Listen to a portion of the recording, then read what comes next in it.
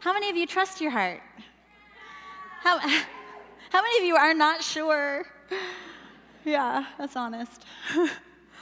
My mind is terrified of my heart, and Brandy was sitting with me in the hotel room right before I came on stage, and we were sitting there in meditation, and she's saying, say after me, see mind, it's safe. See mind, it's safe. So she was having me repeat this mantra. See mind, it's safe. It's safe to follow your heart. It's safe to open yourself up to intuition. It's safe to let go of fear, the fear that isn't protecting you. And we'll talk in a minute about the difference, because some fear does protect you. And so part of what the mind is afraid of, it thinks it has to be afraid all the time because we have to guard against uncertainty and make sure we don't lose what we love, what matters. Make sure we don't lose our loved ones, make sure we don't lose our health, make sure we don't lose our money and lose our stability and our job and our purpose and all of that. We're like, it's all at risk. Like, it's one cell layer away from shattering if we don't be hypervigilant and control everything in our lives, right? But there's a whole other way to do this, and it's so much easier, and it feels so good.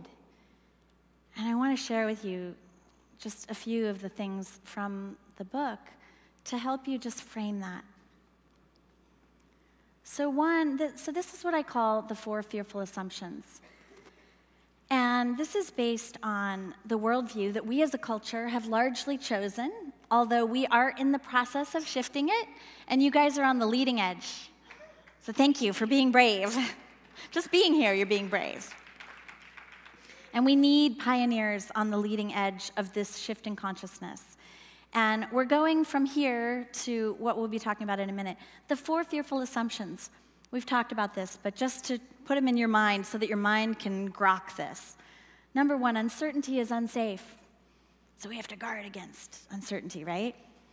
I can't handle losing what I cherish. It's a dangerous world, and I'm all alone. But we can retrain the mind. We can teach the mind a new set of beliefs. And this is what I call the 4 courage cultivating truths.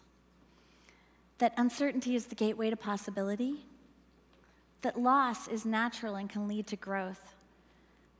Because what if there was a whole other way to look at adversity, including what's happening to Gaia?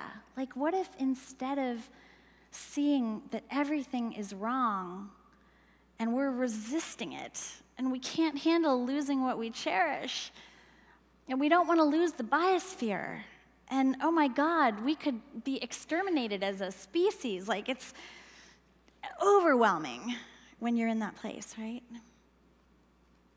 And some of you might have felt that at funerals in the past, where you feel everybody coming together and everybody's hearts are wide open and the grief is so pure.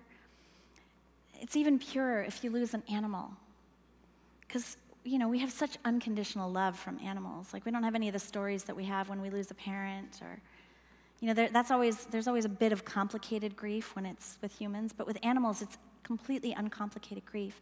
And you can feel that heartbroken open feeling where you feel like you have no skin. Like, you're so vulnerable, you feel like you're gonna die. Like, if I lean all the way into this grief, it's gonna kill me. I'm not gonna be able to come back from the other side.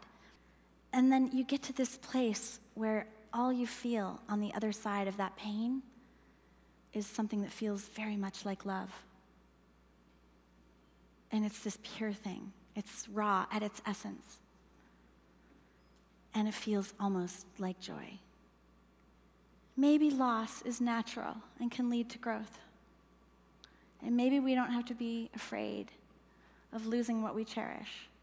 And maybe it's not helpful to resist loss when it happens. And maybe, in fact, every form of adversity is an opportunity for soul growth.